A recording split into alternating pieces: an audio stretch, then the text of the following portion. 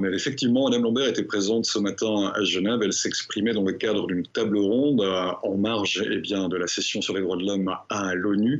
Elle y était présente parce qu'elle souhaite demander à l'ONU bien que cette dernière intervienne en tant que médiatrice auprès du gouvernement français afin que la justice de son pays n'intervienne pas précisément pour arrêter les soins qui sont prodigués à son fils. Il faut rappeler que la saga de Vincent Lambert dure depuis des années maintenant. Une partie de la famille souhaite que les soins soient stoppés et que ce dernier décède, tandis qu'une autre partie de la famille, dont sa maman, souhaite que ces soins continuent. Elle estime qu'il s'agit simplement d'une personne handicapée, que ce n'est pas quelqu'un qui doit mourir.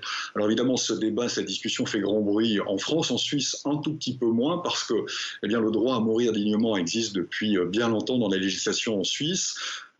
Qui permet effectivement aux personnes de décider de leur mort, mais dans le cas particulier, je ne sais pas comment la chose serait réglée en Suisse, puisque le droit de mourir dignement en Suisse doit être décidé par la personne elle-même, bien sûr de son vivant, en pleine capacité de décision.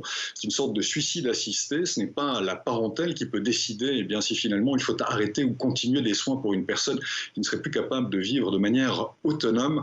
Donc quand bien même la Suisse n'a pas forcément prêté grand écho à l'intervention de Mme Lambert, aujourd'hui elle devrait peut-être, parce que le cas de figure qu'elle représente est un cas relativement inédit, y compris pour la Suisse.